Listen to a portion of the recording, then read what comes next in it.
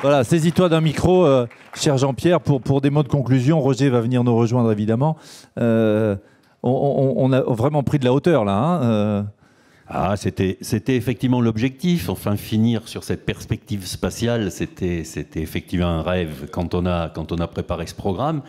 Et c'est vrai que rien que le titre commandant de l'espace, c'est vrai que ça nous a fait rêver pendant un certain temps. Et on s'est dit, voilà, ça sera l'occasion à un moment donné de justement de s'élever, de prendre un peu de hauteur et de dépasser un certain nombre de problématiques qui sont des problématiques pour autant utiles et intéressantes. Moi, je vais peut-être rester sur 2 ou 3 impressions que j'ai eues au cours de cette journée et demie. Ce qui m'a frappé, c'est que finalement, on a saisi à travers les diverses interventions le fait que la crise qu'on vient de vivre, qu'il faut bien appeler comme ça, et dont on peut espérer qu'on est sorti, que cette crise a été le révélateur d'un certain nombre de choses.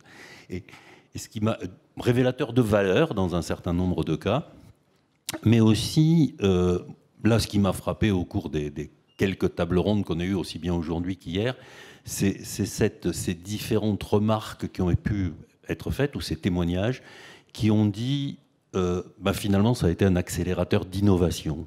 Il a fallu effectivement innover, il a fallu trouver d'autres modes de fonctionnement, il a fallu trouver d'autres pratiques, il a fallu mettre en œuvre un certain nombre de nouvelles façons d'aborder les choses et d'aborder notre manière de travailler et de faire. Et à l'intérieur de ces démarches d'innovation, il y a une ou deux remarques alors qui m'ont fortement frappé. C'est celles qui se traduisaient par une sorte de nécessité de transgression. Et j'ai trouvé que, à la fois, ce matin, Jean-Marie Marx, à un moment donné, évoquait le fait qu'ils avaient un peu tripoté les budgets pour arriver à faire un certain nombre de choses et à les faire... Petite transgression. Voilà, qui était une sorte de transgression budgétaire entre les différentes poches de l'État, ce dont on sait tous que c'est pas très facile à faire, mais il a osé le dire. Et d'une certaine façon, j'ai bien aimé aussi à un moment donné une intervention du général Rodriguez hier qui disait, à un moment donné, quand finalement tous mes gendarmes m'ont posé la question de savoir comment on allait se débrouiller avec le Covid, et je leur ai pas donné des ordres parce que j'étais incapable d'imaginer ce qu'il fallait faire. Donc je leur ai dit, écoutez, allez-y. Vous avez une ligne, vous avez des objectifs, vous savez ce qui est interdit. Et pour le reste, et je vais être vulgaire, démerdez-vous.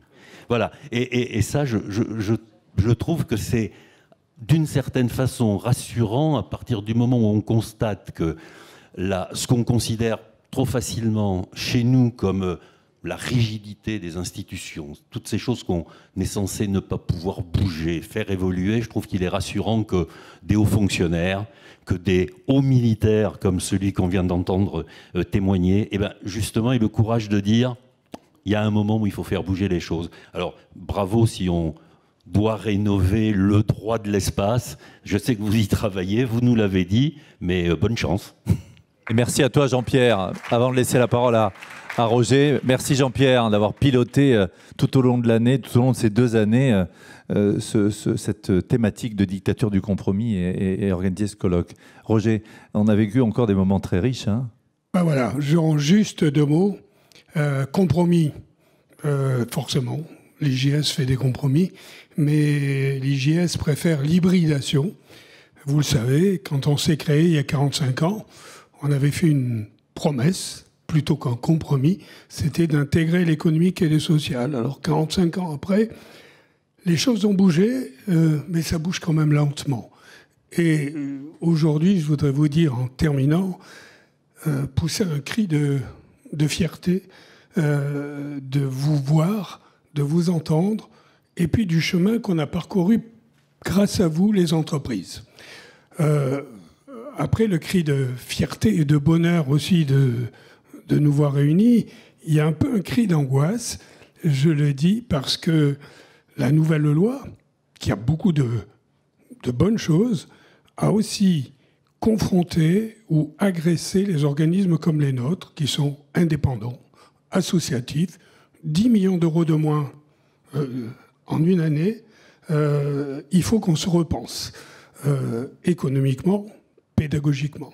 Et il faut qu'on réinvente une nouvelle dimension avec vous, les entreprises. Si nous en sommes là, si tous les jours nous accueillons à peu près 25 000 jeunes, des banlieues jusqu'au haut niveau, c'est aussi grâce à vous.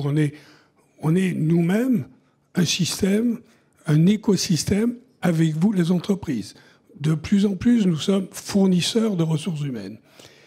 Mais ce que je souhaite, ce que nous souhaitons, c'est que l'entreprise envahisse l'éducation et je l'espère aussi le contraire. Donc, merci à vous, merci à toi. Véritablement, on va continuer et notre vision et notre mission. Et puis, merci à toi. Ça fait 45 ans, on a créé l'IGS, on avait... Oui.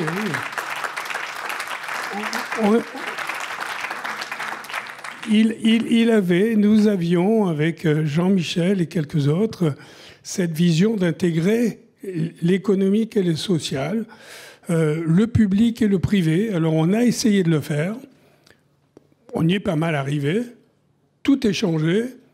Donc avec vous, on veut construire les 45 ans et on va réussir.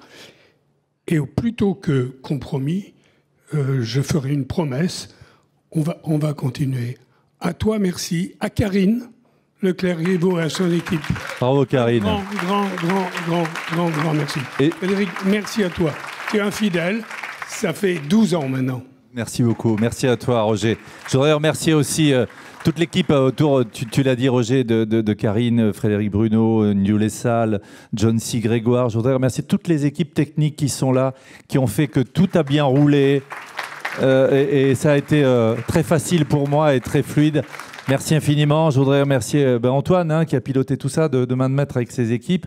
Je voudrais remercier Lise Mathès aussi et les équipes du Pré-Catlan parce qu'on s'y sent bien, on mange bien, on est bien reçus et ça fait du bien. Tout le comité de pilotage aussi autour de nous qui durant des mois, alors on peut les applaudir, j'aperçois des membres de ce comité de pilotage, on peut les applaudir, voilà. Les intervenants aussi, tous ces experts qui se sont succédés, vous qui nous suivez à distance en streaming et on pourra évidemment revoir ces moments en replay. Et puis merci à vous de nous avoir permis de nous retrouver plus que jamais en 3 dimensions. C'était bien, hein, ça change de la 2D comme je le disais. Merci au groupe IGS, tous les partenaires et vive l'humain et le champ des possibles qui s'ouvre. Bon appétit, au revoir.